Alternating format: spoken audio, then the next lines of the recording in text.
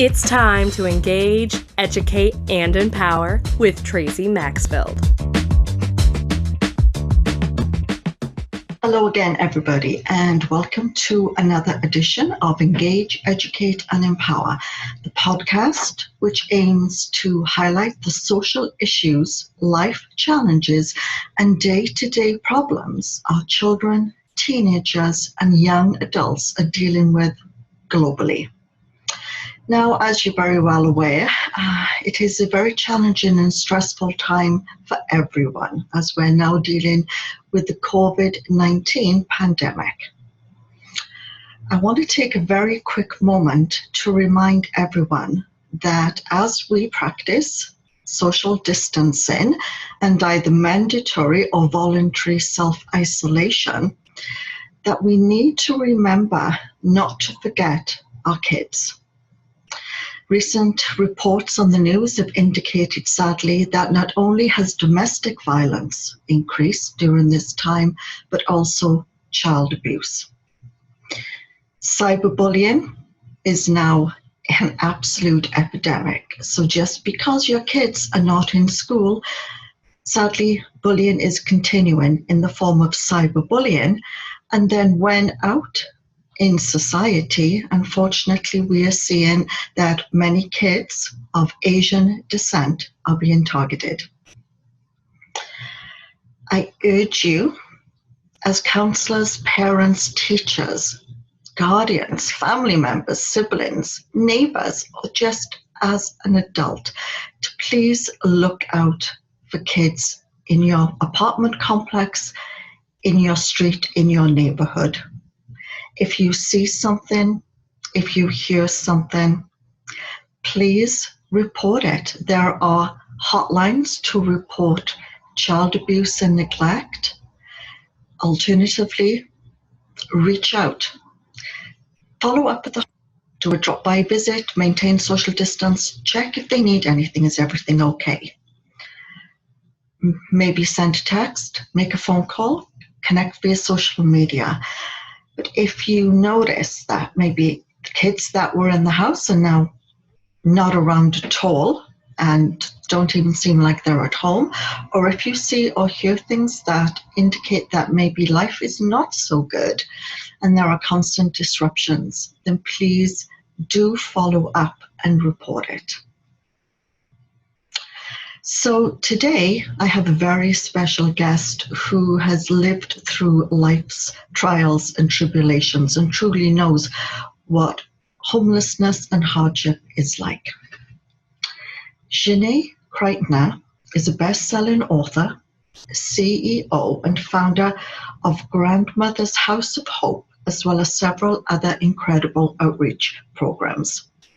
Je'net has overcome many trials that have helped her grow and fueled her desire to help others. She is a great example of turning life's harshest lessons into life's greatest blessings. After repressed memories of childhood sexual abuse surfaced in her mid-30s, Je'net experienced a series of unfortunate and catastrophic events, including a relationship with a controlling man that ended badly. She found herself homeless in California with a young son to take care of. After many months of struggling to survive on the streets and bouncing from one motel to another, an angel entered her life. A man she had met briefly saw something in Je'net as he visited with her, a goodness and potential that many overlooked because of her circumstances. After visiting her only once, he offered to take both her and her son into his home. His faith in her and the unconditional help he offered them allowed Je'net to land back on her feet, and eventually they were married. Today, Je'net wants her programs to offer others the help and hope that she once so desperately lacked in her life, and the support that allowed her to overcome immense trials and realize her amazing potential. Je'net began her incredible journey to pay it forward at a monthly homeless outreach offered at a church in Orange, California, as well as volunteering with the Gleaners Jail Ministry Program. But after the death of her mother, she wanted to do more. She began by taking women into her home that she had befriended at bus stop. The women lived with Je'net and her family for a few months until they were able to find another home and get back on their feet. After that, the guest room in their house was constantly occupied with people Je'net wanted to help. And one day, her husband remarked that there were more guests living in their home than family members. So Je'net did the only thing that made sense.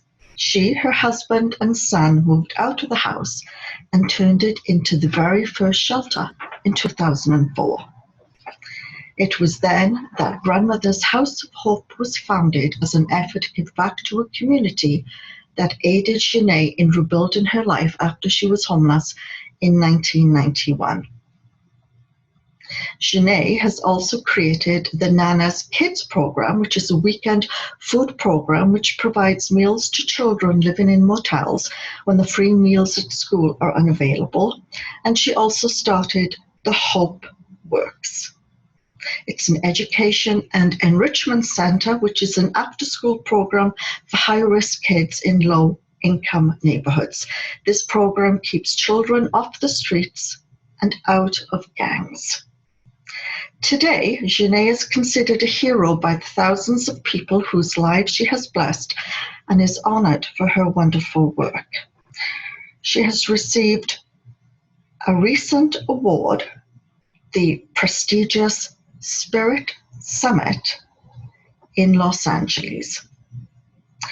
Today, Je'net continues to spread her messages of hope and healing through speaking platforms. So we're going to take a very quick commercial break, and when we return, it will be my very, very great pleasure and honor to introduce Je'net Kreitner. Stay right. Tracey Maxfield is a retired nurse with over 36 years' experience in mental health and dementia. She has spent years studying, researching, and writing on dementia care, mental illness, and bullying in teenagers. Tracey struggled with chronic depression starting in her 20s, and after years of intense workplace stress, bullying, and harassment, her chronic depression intensified.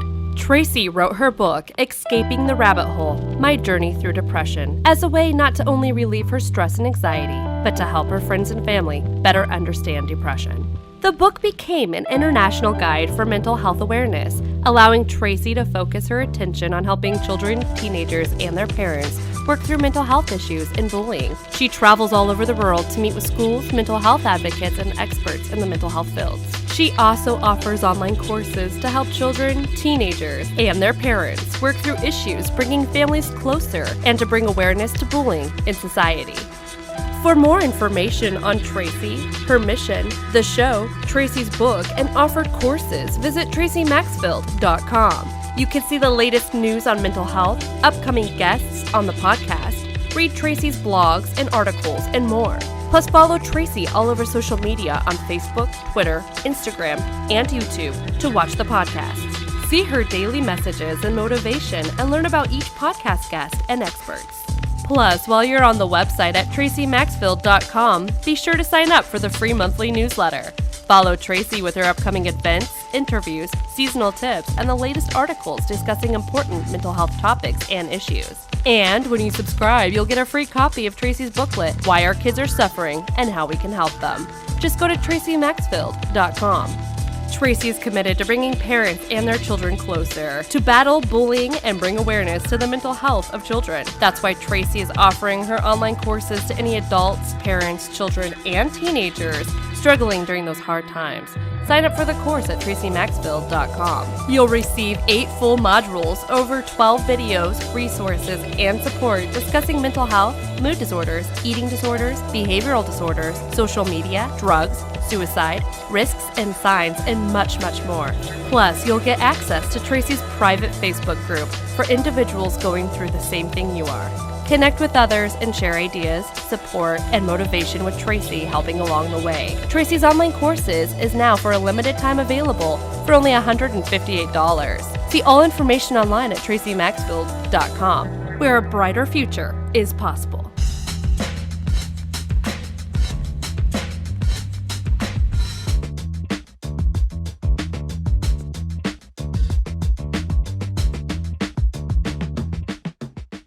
So, welcome back, everyone. And as promised, I'd like to introduce you to a very special guest today, Je'net Kreitner. Je'net, thank you so much for coming on to this podcast. And as I told everyone in the introduction, you have quite an amazing story that we need to share today. Well, thank you very much for having me. I'm really excited to be here. My pleasure. So, why don't we begin at the beginning? Why don't you share what happened to you that's brought you to this point today? Well, the story can be as short or as long as you'd like it to be, but I think for the purposes of your audience, the most important part of my story to start with is when I was young. At 3 years old, I was molested by a babysitter. Told my parents, which you would hope a young girl would do. I went and told the people that I thought would protect me. And I even remember my dad taking the young man out on the front porch and giving him a good talking to about, being appropriate and sending him off on his way, clearly not to ever return. That evening, my father came into my bedroom and asked me to show him what the babysitter had done to me and took it as a green light to start molesting me himself. Oh, So I clearly didn't tell anyone ever again. Buried it and buried the abuse that started to happen on a very regular basis. When I was 6 years old, I now have memories recovered of my father taking me to an underground pornography ring and trafficking pictures of myself out into whatever dark community he was involved in. Strange part about it was if you looked at my family from the outside in, we looked like a very normal, happy family with kids and campfire and boys and, guitar lessons. And, we looked like the upper middle class family in Orange County back then. But behind closed doors, things were definitely taking a very bad turn for the worse. So I literally stuffed these feelings for the next 11 years until my father passed away, ironically on Father's Day. He had a massive heart attack and died in my arms. And his abuse stopped at that point, obviously. But my brother, who is also a victim, picked things up where he left off. Oh. And so we, at the time, were living in Ohio, returned to Irvine, California for my last 2 years of high school, and the abuse continued for my 15th, 16th, and 17th year when I left home to go to college. I didn't remember any of this until I was much older. I found my release and my recovery and my healing or my coping mechanisms actually by throwing myself entirely into music and theater. So Right.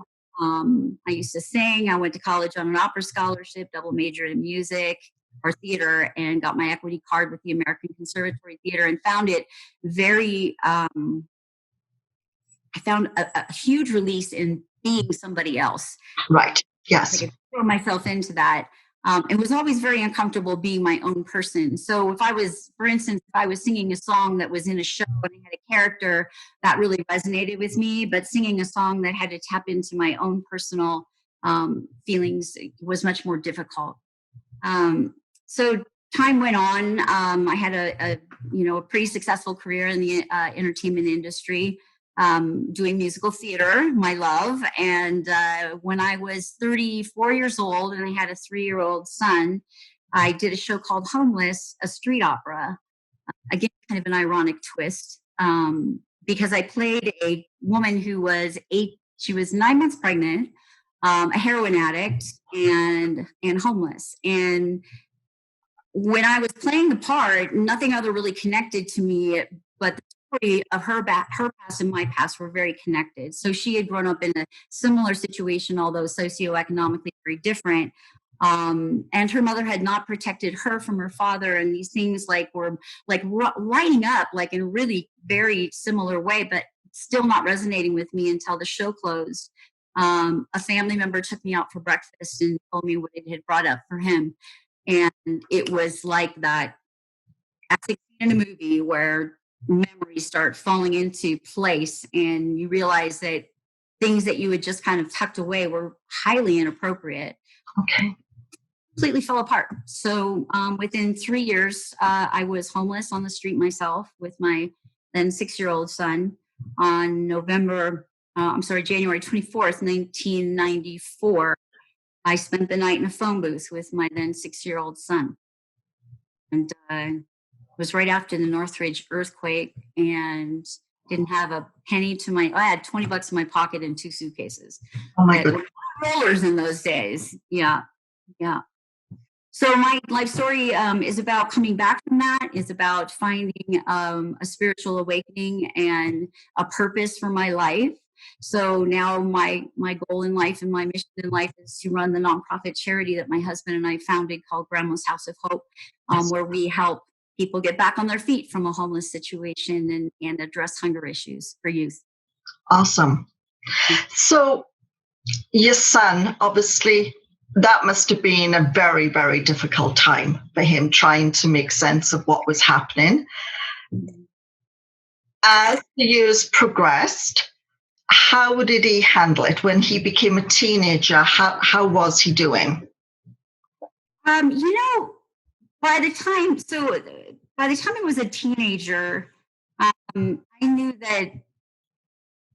I'm super proud of my son. I'm always amazed when I talk to people about where we were in that phone booth that night, and at the end of sharing my story, I can bring up the fact that my son is now a very respectable police officer for Amtrak PD, and then for the BNSF Railway. He's a special agent now, also a reservist in the Army. Awesome.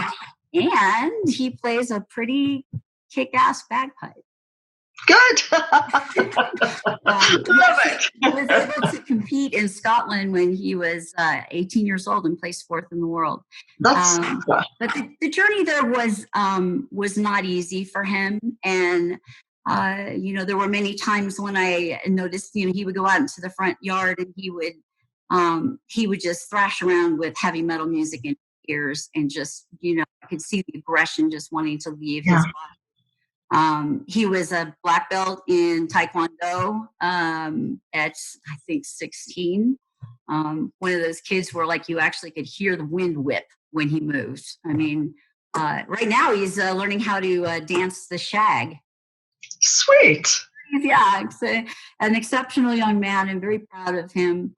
But certainly not an easy journey to come through what he did and taking the decisions that he made to turn things into good and into service makes me very proud. And it's kudos to you as well, because I think children go through so many different experiences and some are very, very less fortunate than others. But if you have love and support and guidance, I think that those are the kids that kind of move forward more purposeful and have more compassion and understanding, I think, for others. But definitely, you were a mom, but you were a great guidance and a role model as well. And I think that's what's helped him keep on that track, because in the work that you've done, especially with your center, to try and keep kids off the street and stop them joining gangs, he could have also gone down that route. Yes, he could have. And, to be fair, he watched me struggle with addiction during the course of time that I was trying to cope with, the fact that my family turned their back on me when these things came up. So I used substances. I drank, and I used cocaine to try to numb those memories and numb the process that I was going through. And he had to watch that, even though I had custody with his father, and thought I was hiding it from him. You can't, right? Right. Kids are aware. And we've had conversations about that, since then. And I think it even more so would have been easy for him to follow down that same pathway. So I'm really glad that he actually chose to be a quote unquote straight edge in high school, Yes. with no drugs, no alcohol, no sex. I don't know if he kept true to all of those things, but he definitely took a stand very early that he was going to really step past what had happened in his past and what he'd been exposed to. That's awesome. That's awesome. So you opened Grandma's House of Hope.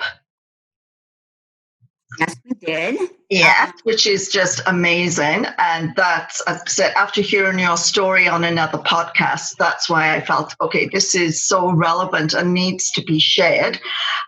And it's obviously still going strong. You've also introduced lots of other programs that you support and that you help.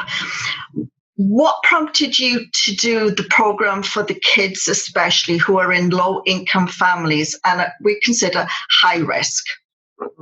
That's our Nana's Kids program. And I think, everybody has a bottom they hit at one point or another, especially when you're homeless. You remember a particular moment. And for me, that was one afternoon when, by this time, mind you, I had arranged for my son to stay with his paternal grandma during the week and go to school. And I would do whatever I needed to do to make sure that I had a nice motel room to bring my son to on Friday afternoon and keep him with me till Sunday. And it was on one of these occasions when I literally had change that I was counting out on the counter for to pay for the motel room that night. I think I had somewhere in the neighborhood of 27 cents left over afterwards.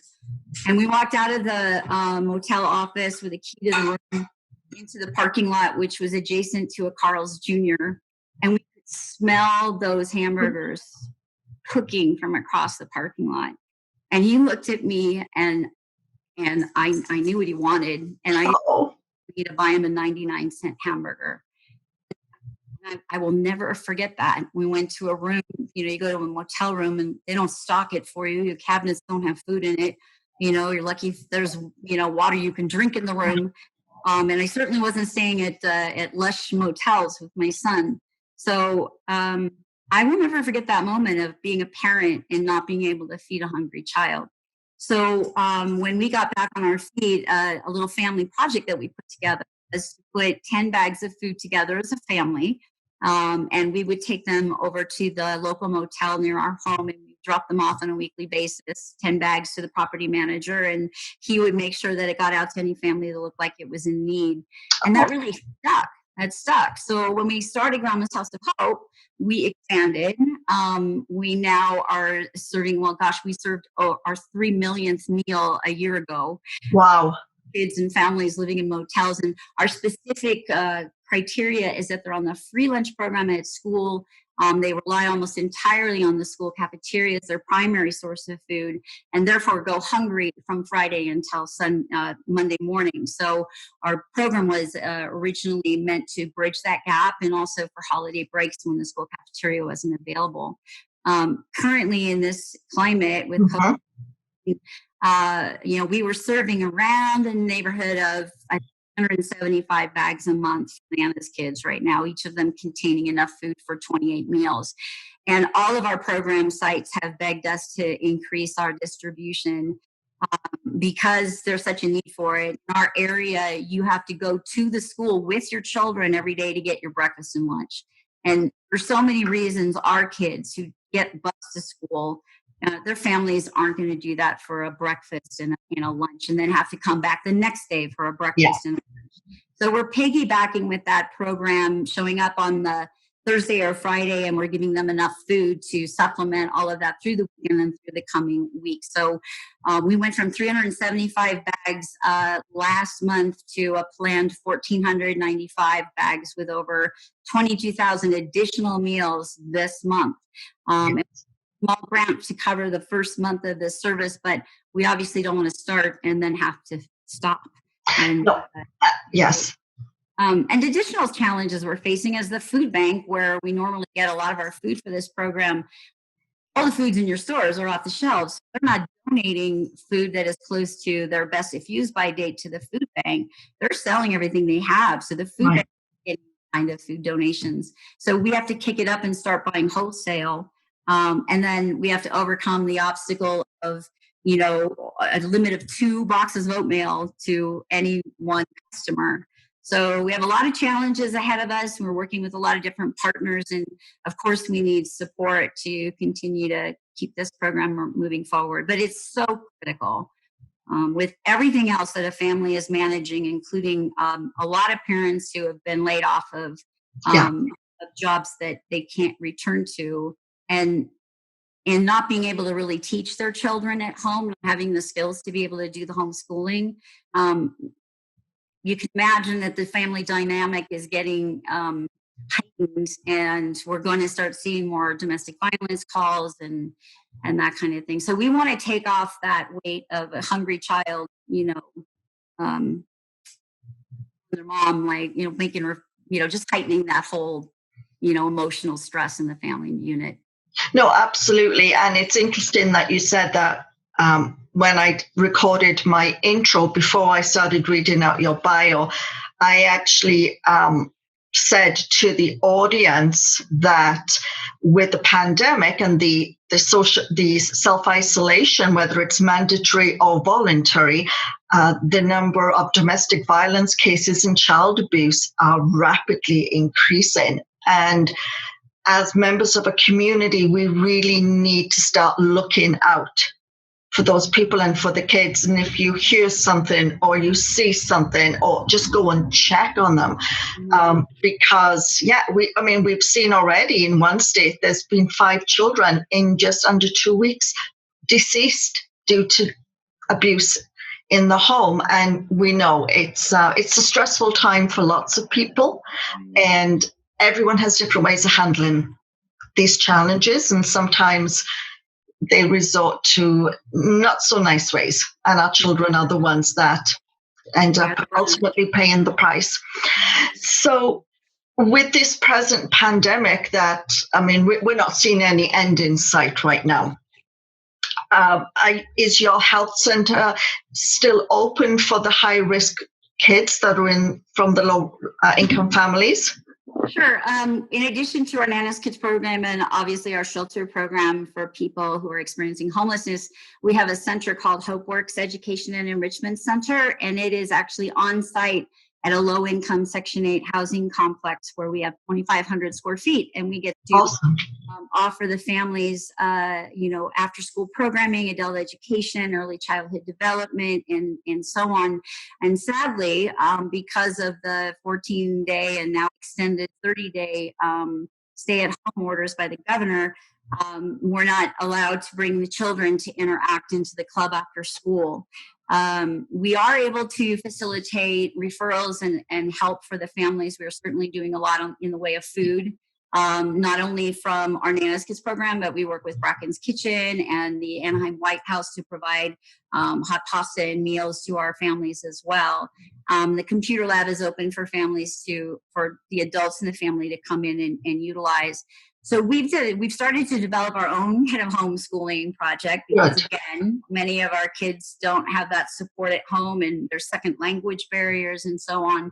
So we're starting to send send work home to the kids, and then we are acting as like the teachers and correcting the work, and the kids get to earn cherry bucks to pick out prizes and things like that.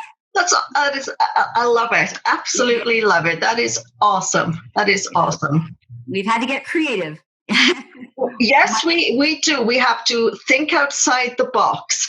But I think that is amazing. I absolutely love that. So I have to give kudos to my program manager over there, Linda Turner. She's really coming up with some incredible ideas to keep the kids engaged, to also keep our interns from local colleges who've been working with engaged as well, because they're looking at losing their internship hours potentially. So we have found really good ways to get them to work, creating ideas to keep the kids engaged, and we're managing it pretty well right now.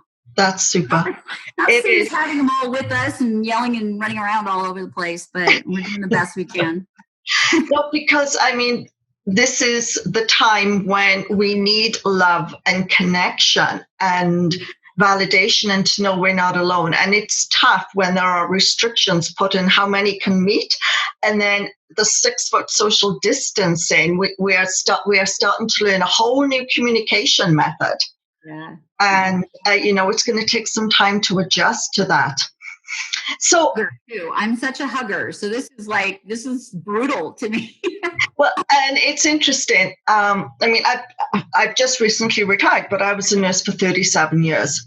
And always a hugger as a nurse. But as Tracey, I was not a hugger.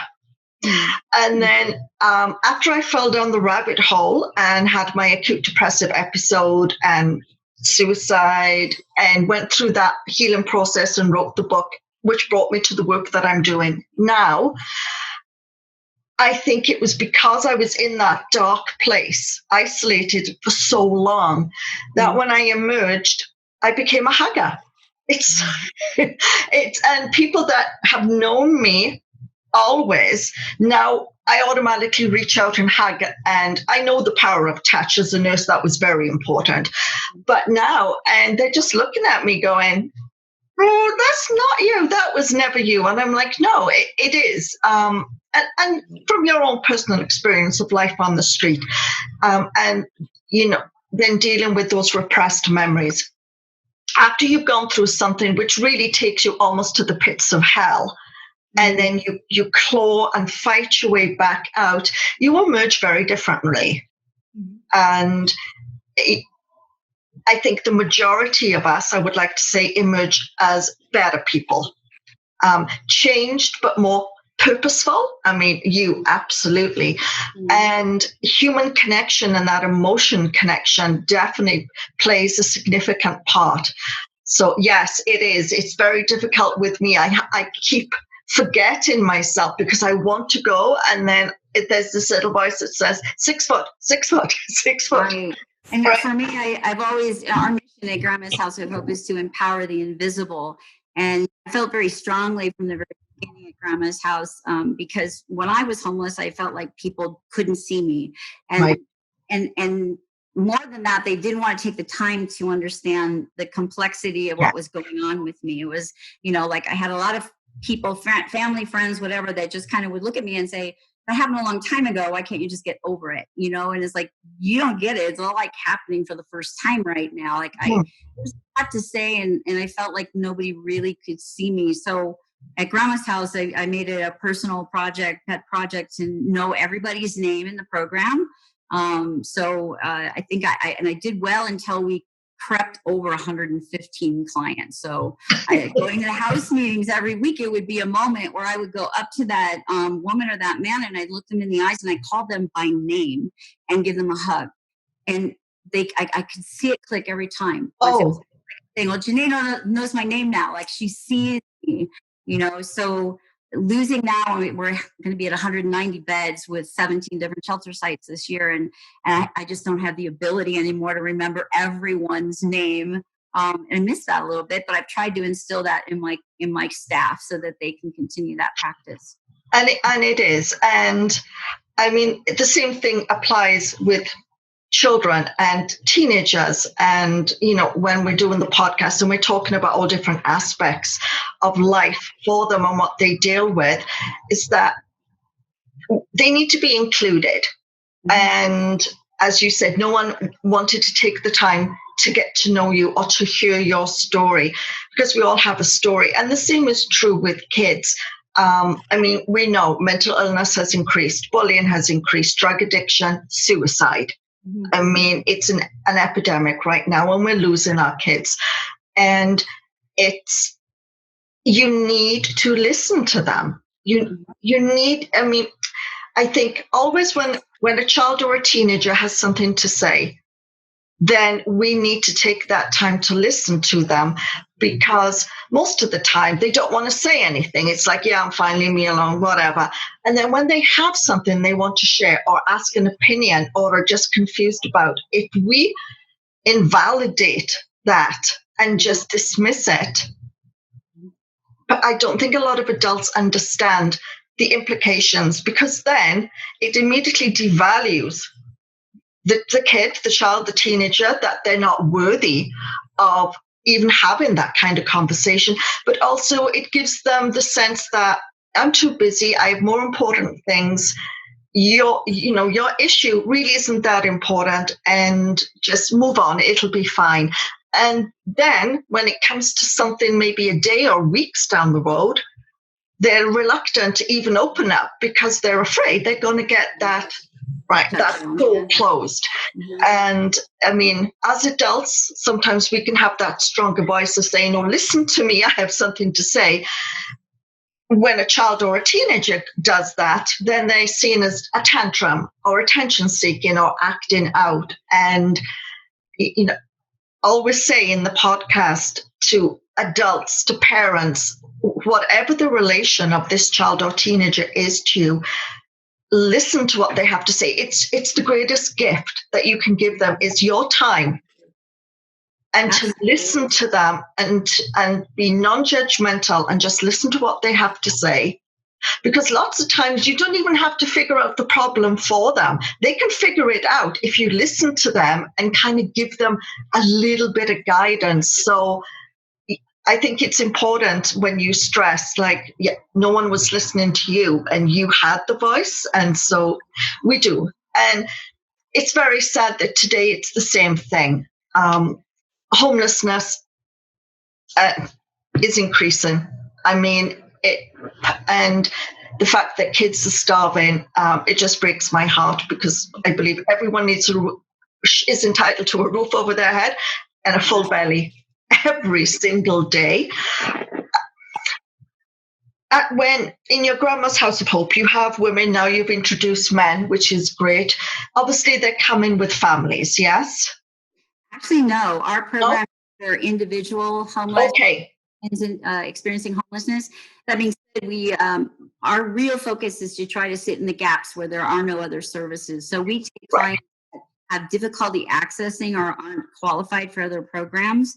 So that's brought us to some very interesting, groups that we help. Right. The first time that a client was diagnosed with breast cancer, and I started to look out at how many women are walking around on the street never knowing they even have breast cancer because they haven't had any detection. We were getting them coming to us in 3rd and 4th stage cancer always, because they were just getting treated and treated at for pain.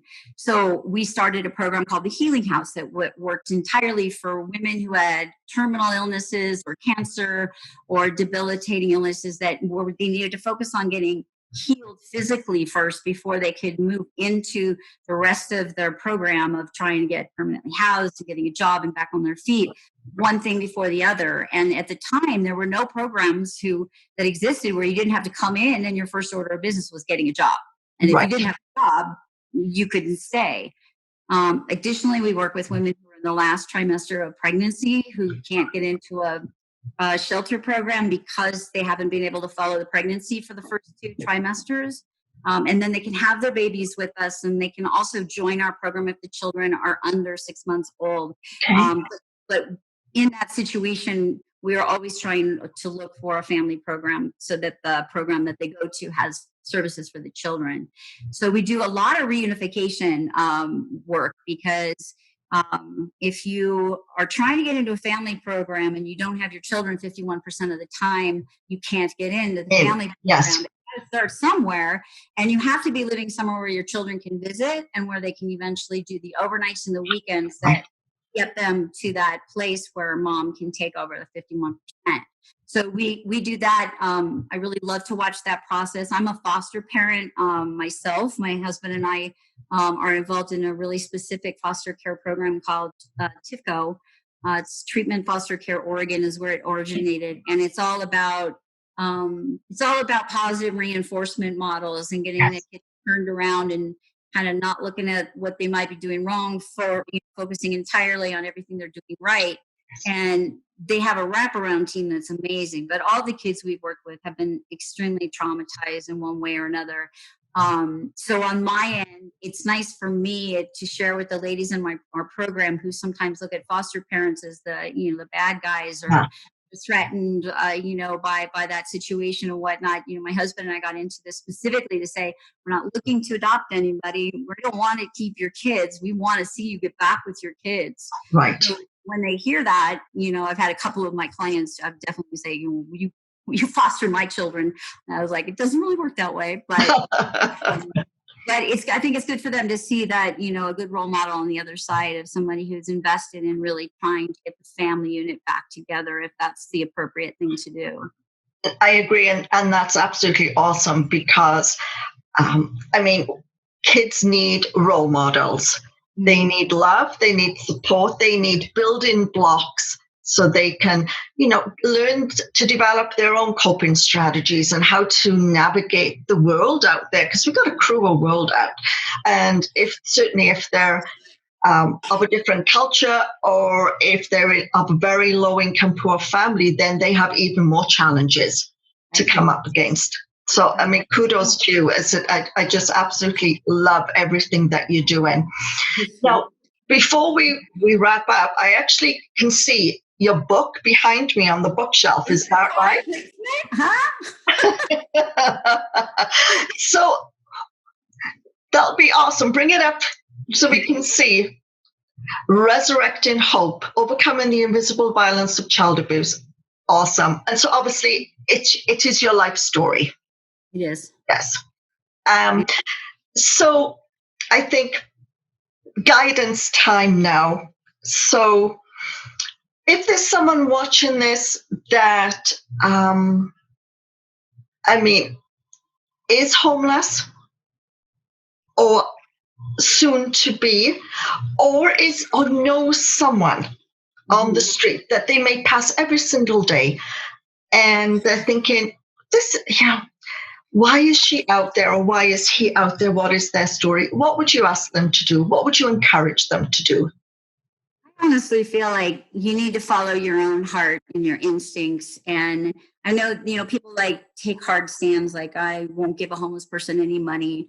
And I think that as a general rule, it's better to hand somebody a meal than to hand them cash. But yes. The flip side of that, I have to tell you the story that sticks with me. And I know this gentleman's probably forgotten he ever did this for me, but I was on my way to pick my son up from school when I was struggling, and I ran out of gas. The time I was living in my car, and I ran out of gas, and I was broke. I got out of my car. I sat on the little median right next to the car, and I wept. And this man stopped, and he asked me what was wrong. I told him. He not only went and got gas and brought it back and put it in my car, but then he handed me $20, which in 1994 was a lot of money. And I remember feeling seen. Like he saw me. He saw my story. He saw a need, and he didn't even think twice about. He did. Maybe he thought about it all the way to get gas and back. Should I give her money? Should I not? But to me, that day, the difference in that, I'm still talking about that day 25 years later. So, don't let something completely block you from doing something that somebody says you really shouldn't do, because I think you should be prayerful about it. Yes. And listen to your heart. And what's the worst that can happen is you do something nice for somebody and they don't say thank you. Like, you really can't do it for the thank you. Right off the bat, I just want to say that it's not likely you're going to get a thank you. So don't do it for that. Do it for somebody speaking in your heart to do. I agree. Yes. And, everything that we do, it should never be for a thank you. Right. It should be because it's something we want to do. We want to help. We want to pay it forward. We want to try and make a difference. We're not doing it for pats on the back. We're not doing it for money back. We're not doing it for rah-rahs. Right. It's nice to get appreciation every once in a while, but at the bottom line is you're doing it because you're a good person, and for the grace of God goes I. They always say, we're all like one paycheck away. I think we are. We're all one paycheck away. And I think more and more people are noticing this more than ever, unfortunately, during this time. But it's be kind and reach out because you don't know what's going on in anyone's world. And that little thing could make the whole difference to them. Right. And just imagine what the words stay at home order mean to a person without a home. Exactly. You know? Oh, I know. And I think that what's sad is that everyone is concentrating on giving everyone ideas on how not to become bored and how to maintain their mental health and wellness. And that is important. But we're also forgetting how many more are now at risk. And, when children are not in school, teachers don't have their eyes on them. And we know teachers are the highest number that will report concerns of mistreatment or abuse. And so as a society, I think this is more than ever when we need to step up. Yeah. And we need to look out. And I'm not on a soapbox by any means, but we need to look out for children, for teenagers, but we also need to look out for the older person and just for one another. I mean, humankind. Mm-hmm. And, it's just be kind. That's always my motto. It's like sprinkle kindness everywhere. It doesn't cost you anything. Just be kind. Yeah. So I could go on and on here. You have such an amazing story, and the work that you're doing is just, as I said, humbling, very humbling. I am so very grateful that you took time out of your busy schedule to actually come on to this podcast. No, honestly, because I feel every single person has something that they can share that can change someone's life. That somebody will be watching this or listening to this, and they'll just have not the repressed memories, but that light bulb moment of, this is what I'm now going to do. Every time I pass that lady sitting on the street corner, I'm actually going to give her a cup of coffee and see what's going on. The child that you always see that looks like he needs a new jacket and he's gazing, at the fast food place or something, get him some French fries. It's do the little things, because children we know they're our future, right? And we want to give everyone the very best chance they can to have a wonderful life. We do. Yeah. Bless you for all of that, Tracey. You really set a great example. Thank you. And Je'net, wow. All I can say is wow. I call them people earth angels. We have angels that have gone up, but there are also people that I say are earth angels, and you are an earth angel. Aww. And I think the world is a much better place because of you and the work that your husband does, and of your son, and everyone that you've now involved in your organization. And so thank you so very, very much for everything that you do and for making a difference in people's lives, which is what we all want to do. So we're going to go for a very quick commercial break, and there you'll see how to get hold of Je'net's book, all her social media links, all the website links, everything you need to get hold of Je'net. And please do check her out, do follow her, and do look at the work that she's doing. And if you can volunteer because you live close, or if you have financial resources or know people that can help, please do so, because right now, all of us, we all need a hug, but we always need some help and support too. So we'll be right back. Je'net Kreitner is a best-selling author, CEO, and founder of Grandma's House of Hope, as well as several other incredible outreach programs. After repressed memories of childhood sexual abuse that resurfaced in her mid-30s, Je'net experienced a series of unfortunate and catastrophic events, including a relationship with a controlling man that ended badly, and she found herself homeless in California with a young son to take care of.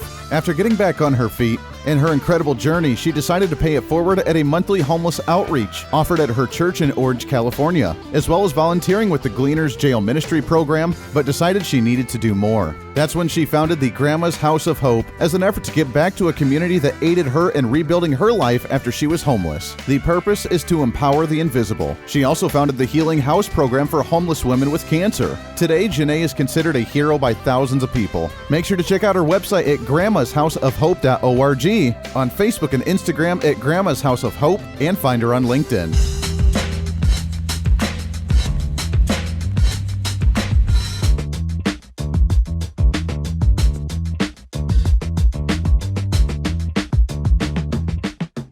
Welcome back, everyone, and I hope that you enjoyed today's podcast with Je'net Kreitner. What an amazing, amazing lady. Honestly, I'm humbled and just in awe.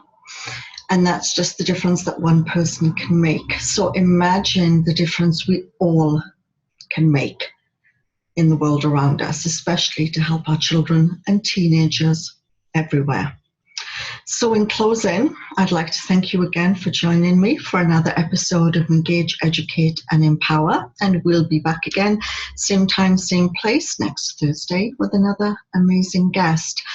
And I think my parting words are, please reach out and check on kids, on adults, on older people during this very, very stressful time with the COVID-19 pandemic. And if you have kids at home, even if you're going stir crazy because you're homeschooling them or because they're under your feet and you're anxious and scared yourself, please take the time to listen and be there with them and to tell them how much you love them. And so I bid you all a safe, healthy, and happy week. Please take care, everyone, and we'll see you again next week. Bye-bye.